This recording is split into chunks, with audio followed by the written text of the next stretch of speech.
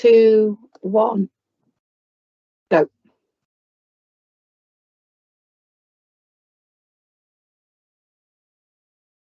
Good evening and welcome to the UKFPO webinar on the Preference Informed Allocation, or PIA. I'd like to offer you a warm welcome on behalf of myself, Mike Masding. I'm co-chair of the UKFPO, and the other panel member I have this evening is Dr. Tom Yap, who is chair of the UK FPO recruitment group and recruitment lead for the UKFPO. Both of us are practicing consultant physicians. Next slide, please.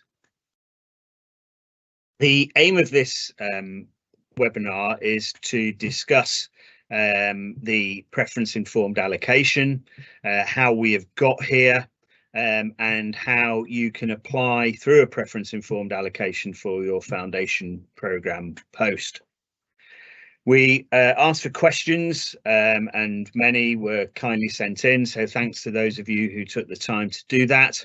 A lot of the answers to those questions are in the guidance, and I would commend you to look at the guidance on the UKFPO website. In particular, there is a dedicated guide to how the preference informed allocation works, and there's also a how to apply guide, which is really very important for you to read, about how to navigate your way through the online Oriel system through which you will apply for the next year's foundation programme. My suggestion would be to read the guidance, read it again, and then read it again. It's really important that you understand how to apply, how the application process works. And I'm sure we'll repeat this again tonight, but just be absolutely clear that the applications will shut on October the 4th at midday British time, and any applications that are received after that will not be accepted. My suggestion to you would not to wait to submit your application until October the 4th at 11:59. I would try and get it in a day or two before that, so you can be absolutely clear that you've submitted it and it is in the system. I'm afraid having an IT glitch very late in the system or in the application window will not be accepted as a reason for your application being late. So please get it in on time. When we come to the question and answers, we will only be answering questions about the preference informed allocation. Other things were sent in, but last week we did a webinar about the pre-allocation process, and there is information in the guidance about other parts of the application system. This session will be recorded, and the slides and the recording will be available on the UKFPO website certainly by the middle of next week. So if you want to come back and listen again, if some of the answers were not clear, or friends or colleagues who are unable to attend this evening, if you could point that out to them, they can have a look at what we've been talking about. Next slide, please. I'd like to start just to give you a background of how we've arrived at this point of a preference informed allocation, because I think sometimes people feel that we sort of make up these decisions rather on the fly, but this is actually the next iteration of the application to the foundation programme, which started nearly 20 years ago in 2004, and at that point all F1 posts were linked to the local medical school.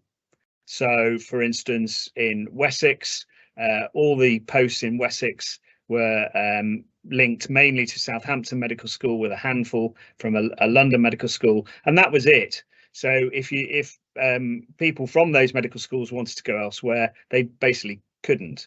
And it was soon fed back to the foundation programme at that point that medical students in the UK would like to be able to apply on a wider basis.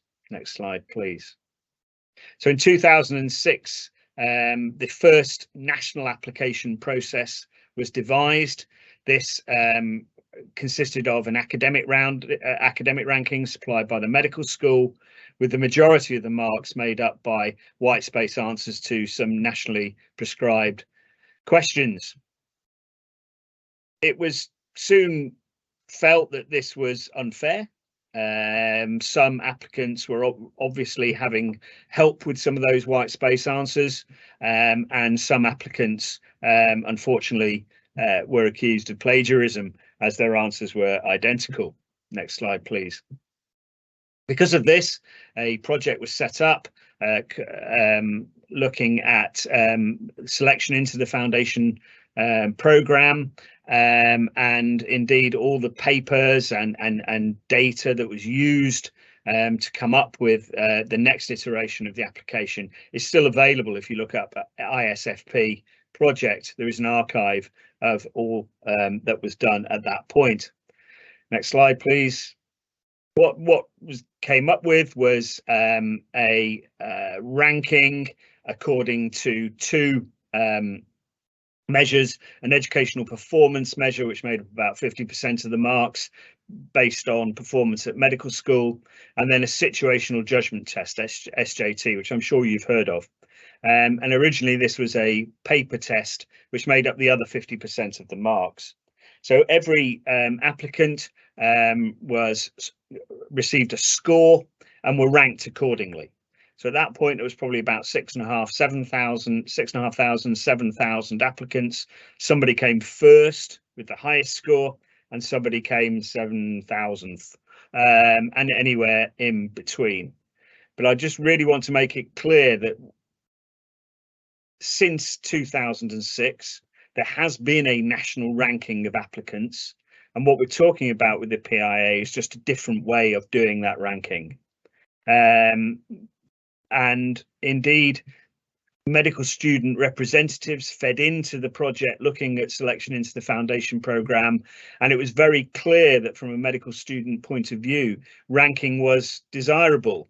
I think other stakeholders were less convinced of that, but the foundation programme bodies at the time took that view, that the view of medical students was important, and so ranking was upheld. Next slide, please. The next biggest change was in 2020 when the SJT went onto an online test run through Pearson VUE, of which we had 3 iterations, rather than a paper test, so that applicants could do the SJT at a time that they could book that would be much more flexible for them, and indeed at a place where they would like to do, with about 20% of them doing it at home. However, it was fed back to us by lots of different stakeholders, particularly medical student representatives and medical school representatives, that in particular the situational judgment test caused a lot of stress for applicants. Not just the stress of finding somewhere to sit it, booking a place at a time that was applicable, but also the stress of trying to prepare for a test which was quite difficult to prepare for, to be honest. It was difficult to SWOT for the SJT, but nonetheless this caused a lot of anxiety. It was often at a time when some applicants would be doing or at around the time of their finals, and so it was fed back to us that it was something that if we could move away from an SJT, that would be very helpful. Likewise, the medical schools fed back to us that the educational performance measure often created behaviours in students which were undesirable, meant extreme competition, and often was difficult to distinguish between different students, with many claiming that it was unfair. Next slide, please.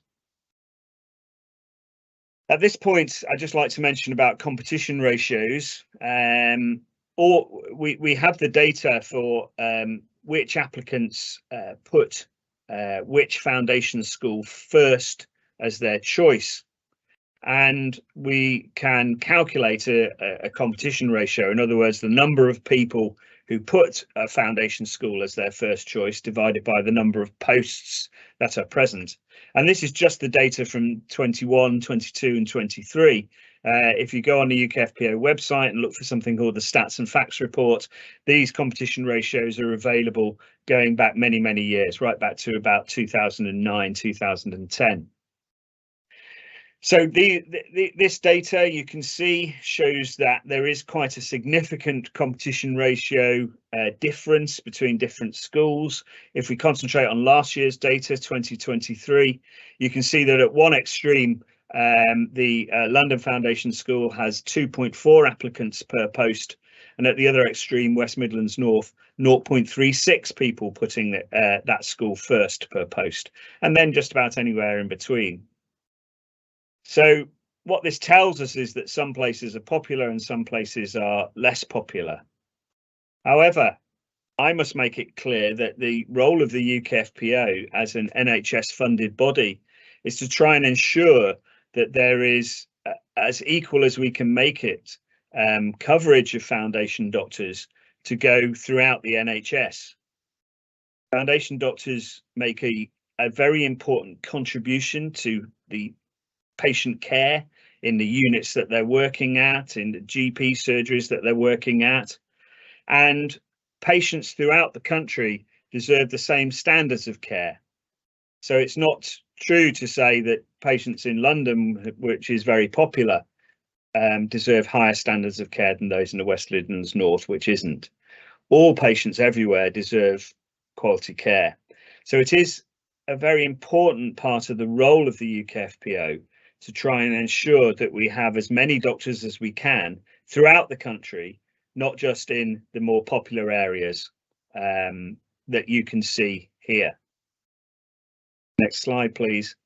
And indeed, Tom and I presented some work recently at an education conference where we looked at the correlation between competition ratio on the x-axis and satisfaction with F1 training and the y-axis, based on the GMC National Trainees Survey. This is data from F1 posts in medicine throughout the country. And what you can see is that there's no correlation at all between competition ratio, the popularity of a foundation school, and the satisfaction of the doctors within that school. And indeed, some of the more highly scoring on the satisfaction score were some of the lower competition ratio places. So what this tells us is that the quality of training as measured by how satisfied the F1 doctors are has no basis at all on the competition ratio. Wherever you go, you will get the same standard of training. Next slide, please. So after lots of feedback from stakeholders, as I mentioned, including medical students, including the BMA, including the medical schools themselves, the four nation statutory education bodies which manage postgraduate medical education were keen to ensure the allocation to the foundation programme became as fair as possible, because there was some data suggesting that it wasn't fair, and that some groups of final year medical students did better than others, and UK medical school graduates sometimes did better than those from overseas. And we must remember that UKFPO also has a duty to ensure that those who've applied and are eligible from overseas are treated the same as those from the UK. In particular, as I've mentioned, the stress and the competitive elements introduced by the educational performance measure and the SJT were a major concern to our stakeholders. And the NHS, through the statutory education bodies, put in a concern about unequal foundation school fill rates, as suggested by those competition ratios, and that this was partly due to the allocation model with a ranking due to the scoring of the SJT and EPM. Next slide, please. So we undertook a stakeholder engagement exercise at the start of this year. We launched a survey seeking views on whether to continue with the SJT and educational performance measure, and whether we should change to a preference informed allocation model. Next slide, please. The survey was quite extensively answered with nearly 15,000 responses. And I should point out that the vast majority of those responses, over 80%, were from people who were medical students at the time. The pie chart on the right-hand side, as you're looking, is the respondents, and the blue bit is the medical students in years 1 to 3, and the orange bit is medical students who were in years 4 to 6 at medical school. So you can see the majority of respondents were medical schools, and the biggest single number of respondents were those who were late in the medical school who would be affected by this change. Of those who responded to the survey, 2/3 were in favour of moving to the preference informed allocation model, and about 70+%, I can't remember the exact number, wanted to get rid of the SJT and EPM. So we felt the 4 nation statutory education bodies who make decisions on how we move forward with allocation to the foundation programme felt that this gave them the mandate to change to a preference informed allocation. It's the job of the UKFPO to implement this, and this is why we're moving to this model in 2024. If you want further information, quite extensive information about the results of the stakeholder engagement, the link is there at the bottom of this slide. Next slide, please. So I'll now hand over to Tom, who will explain exactly how the process will work. But again, I would commend you to read the guidance and on a number of occasions so that you can understand what you need to do. Thanks, Tom. Thanks, Mike. So, Noswithar, good evening, everybody.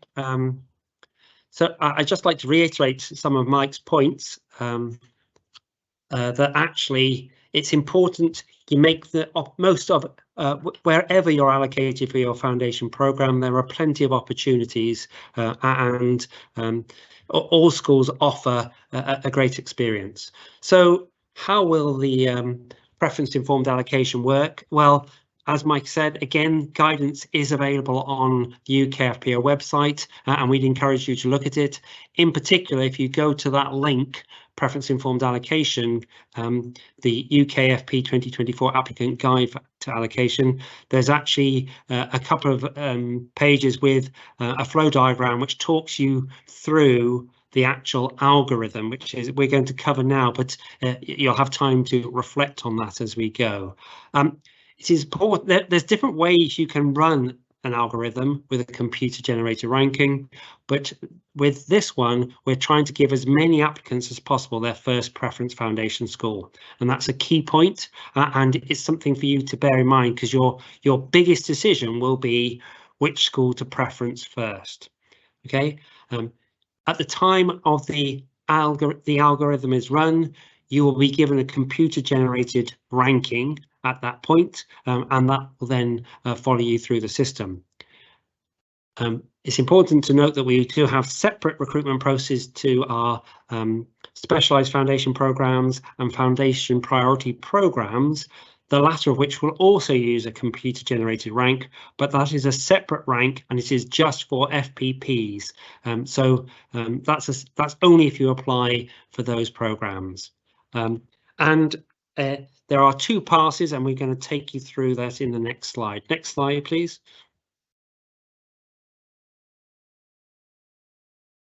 So first pass, pass 1.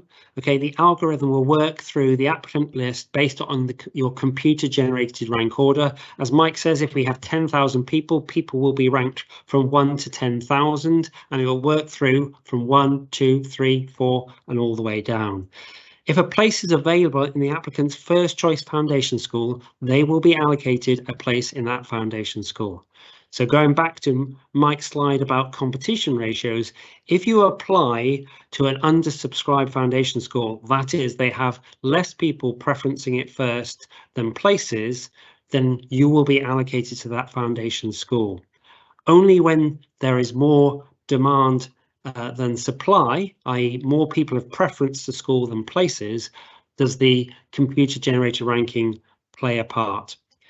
If there is no place on this first pass on your first choice, that applicant will be skipped. So it goes past you to the next person and continues to work down the list, trying to give as many people their first preference. So it's possible that the person who is ranked 10,000, for example, could still get their first choice foundation school because they've selected a foundation school that has less people preferencing it first than places. Next slide, please. Once it's done that first pass and hopefully allocated as many people as possible to their first choice foundation school, it will then do a second pass, and it works down until it finds somebody who hasn't been who is unplaced. And at that stage, it will try to place them at their next highest preference foundation school. So if they put their second choice foundation school is yet to be fully filled, they will be allocated to their second choice foundation school. If it has been filled, it will look at their third, their fourth, their fifth, going all the way down to the 18th choice of foundation school. Okay, and that's how it works. Okay, so there's a lot of detail on the modelling, which is available on the UKFP website from the stakeholder period, and in fact, the stakeholder webinar from the 15th of February is also available on our YouTube channel, and you may want to listen to Professor Sam talk about the various modelling that was done when looking at how a preference informed allocation process with a computer generated ranking compared to the previous SJT, EPM and meritocratic allocation process. Next slide. Linking, if you want to link with another applicant and you both agree on that, and that's the important thing, then you will need to rank all the foundation schools in the same order, okay? And it will do a pass one, and if it gets down to the first and second person and they both have a place available in their first choice, they will be allocated to their first choice foundation school.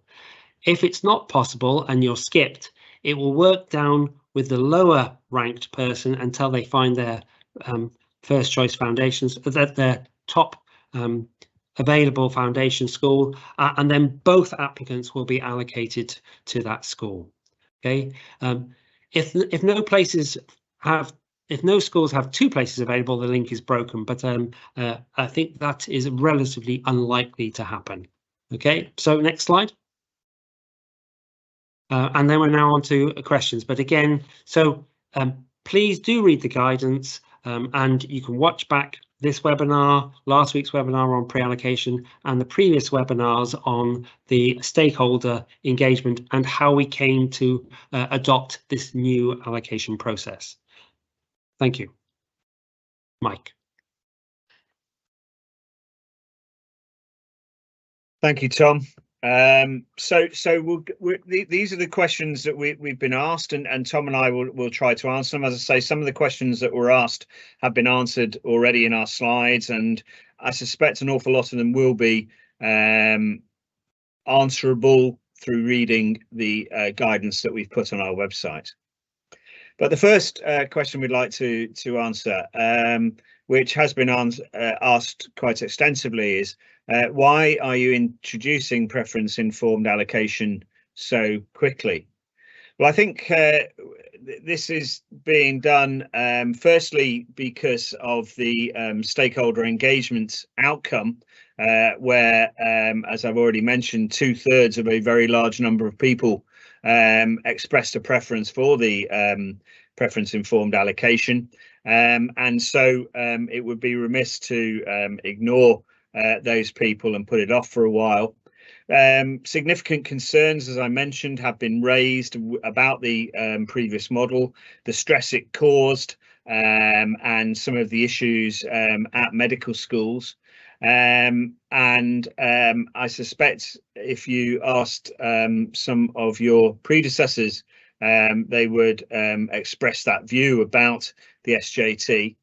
And so in view of those issues, and also some questions raised about the fairness of the educational performance measure and the fairness of the situational judgment test, Professor Sam talked about that in our webinar in February.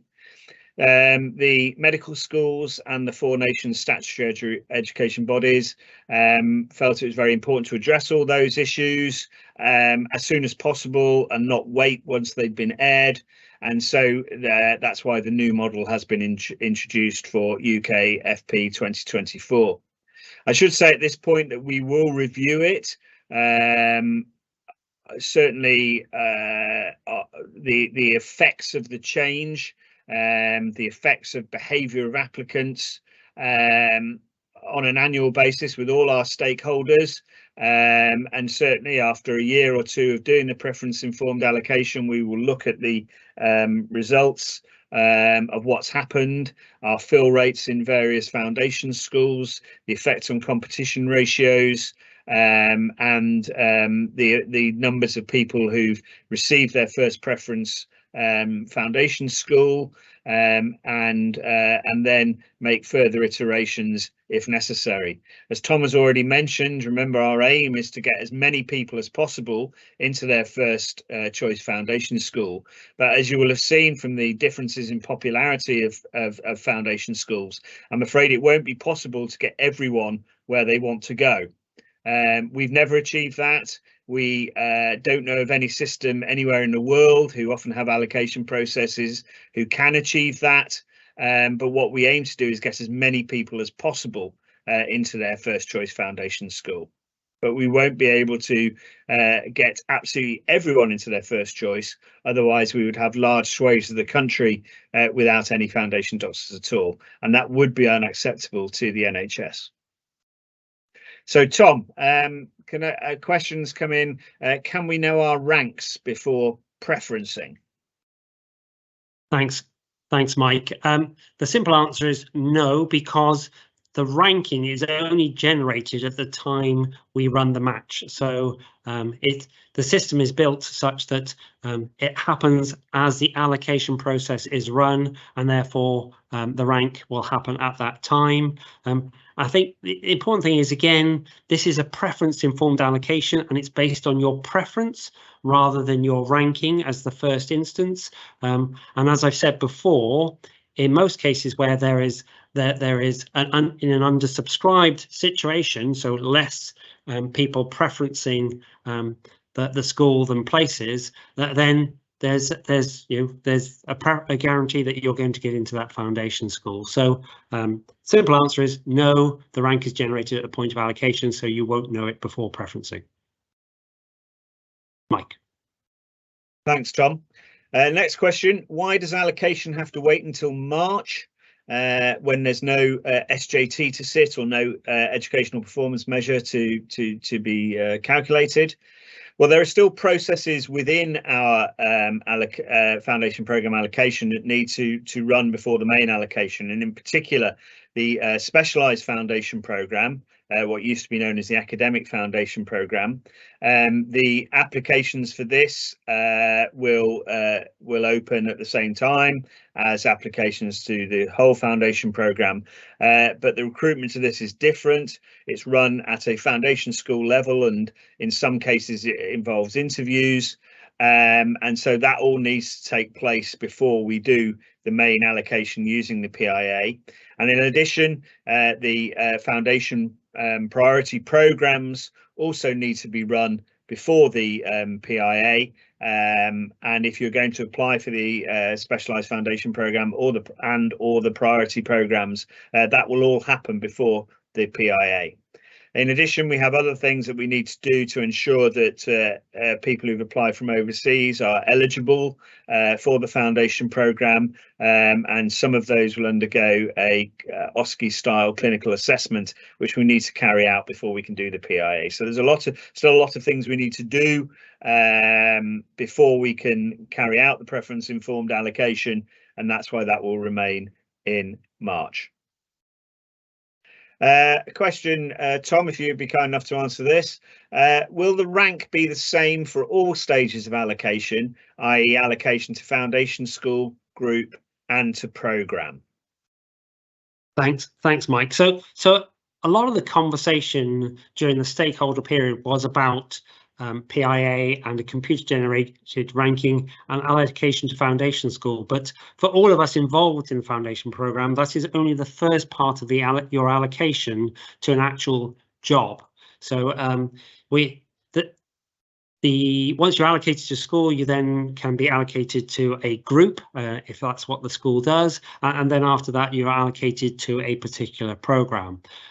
There's been a lot of conversation, particularly from medical schools, about whether the first computer-generated ranking can then be either reversed or changed once you get into foundation school. The simple answer is the same rank will be used at all stages, and therefore, it is once you're giving your rank or at the allocation to school, that will follow you through your allocation within the foundation school. So you need to check with each foundation school how they whether they do run allocation to group before programme, which may mean you have 2 stages but slightly less posts to rank in your preferencing, but your ranking will be the same throughout the process.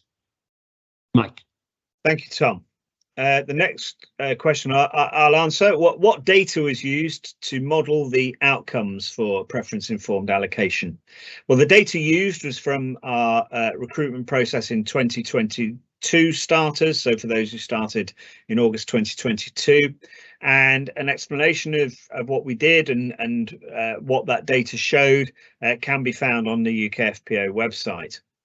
Of course, we're well aware it won't account for potential changes in applicant behaviour when we bring in the preference informed allocation, and if a greater number of applicants choose very competitive schools as a first preference, then it could result in relatively fewer applicants being allocated to their first preference school. We just don't know because we've changed. But then equally, as someone who's been involved with the foundation programme right since the start in 2004, we didn't know what the implications were of putting in white space answers. We didn't know what the implications were of bringing in an SJT and EPM. So what we have committed to doing is ensuring that the system will be under constant review, and we will make any further changes in consultation with our stakeholders, which include the medical schools, include medical student representatives and NHS representatives, and we will make any changes that are needed as time goes on. Tom, a couple of questions about process. Why does the algorithm skip over applicants rather than giving them their next best choice in pass number 1?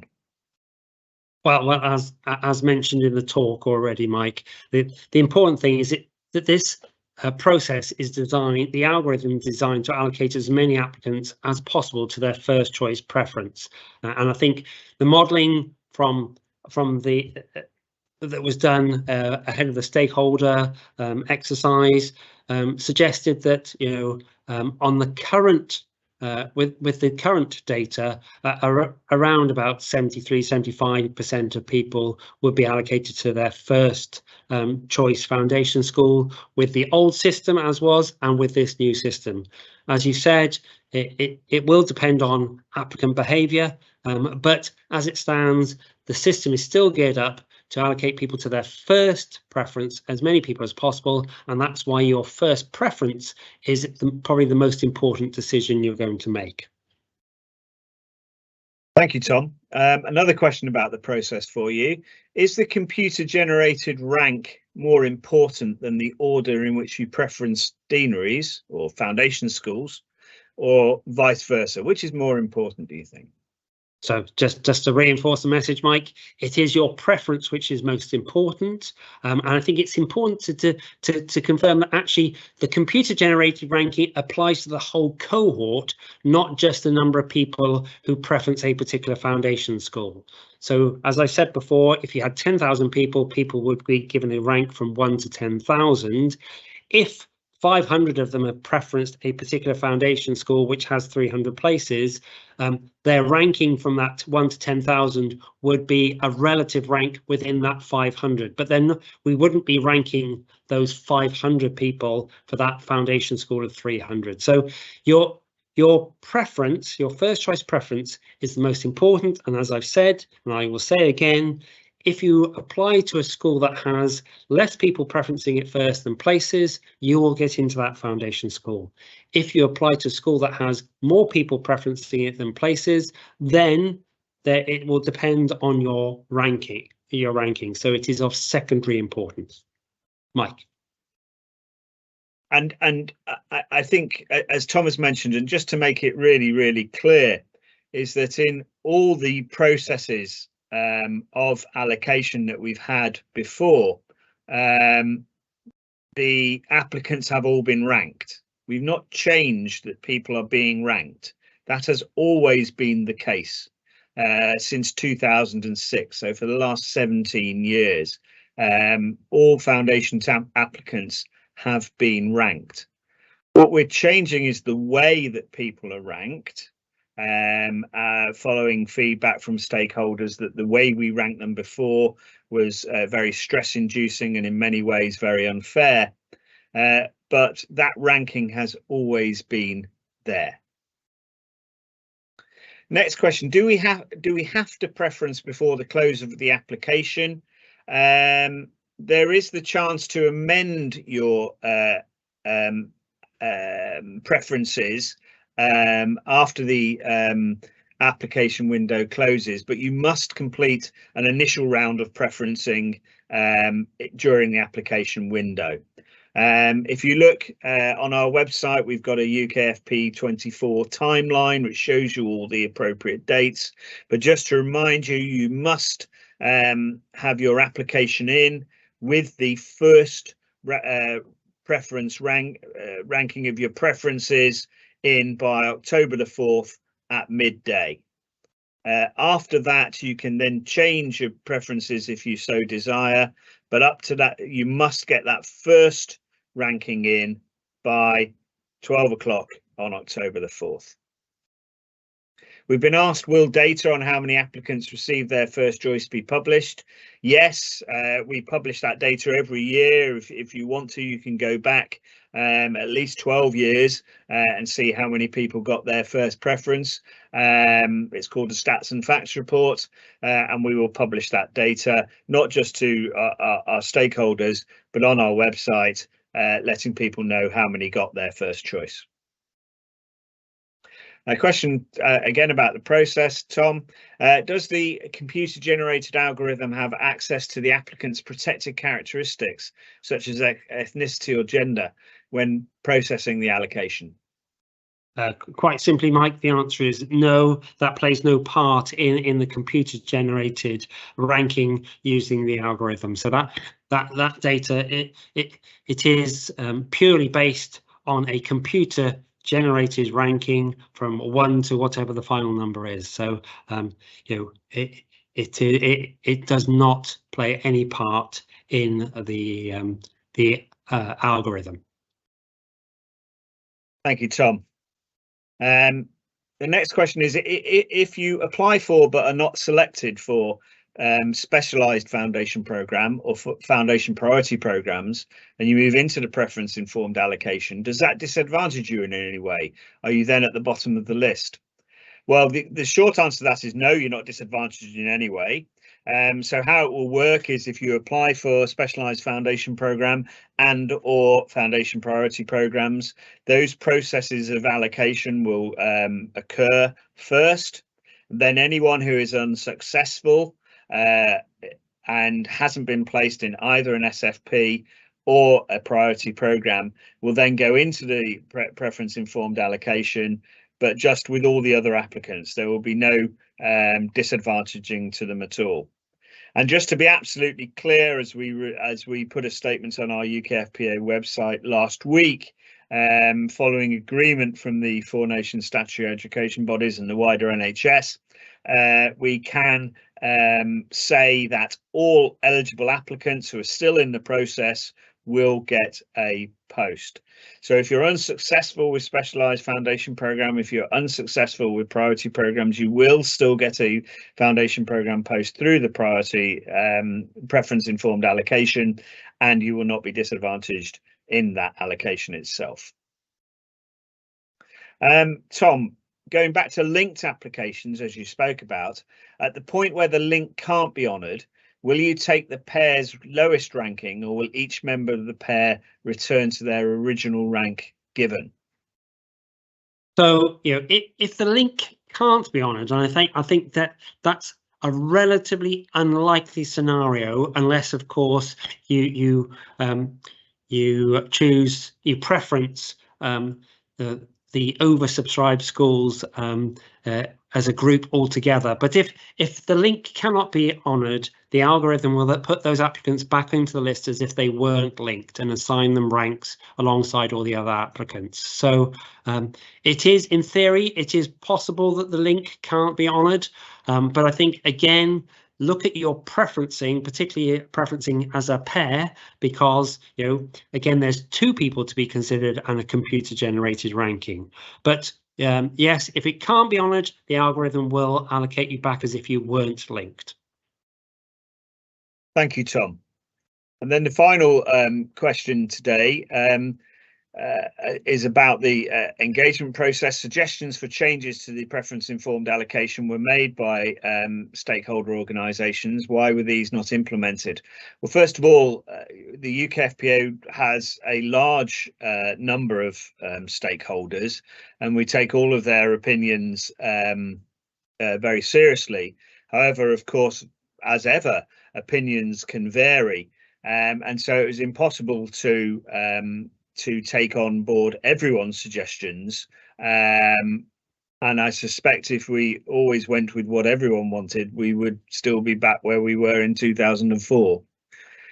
Before going to the stakeholder engagement, we worked very closely with representatives from the Medical Schools Council, from medical schools themselves, from the BMA Medical Students Committee, and others representing medical schools on which options to propose. The PIA process, which was proposed during the stakeholder engagement, is the one that's being delivered by the UKFPO, and that was because it was supported by the majority of the respondents, 66% of the 14,000 plus people who did respond.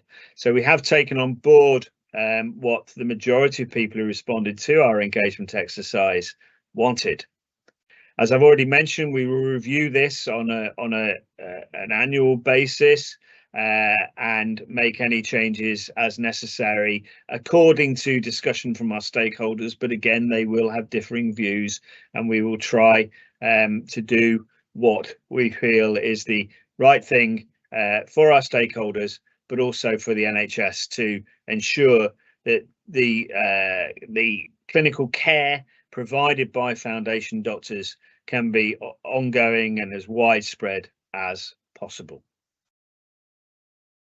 So with that, I'd like to thank the UKFPO team for setting up this webinar.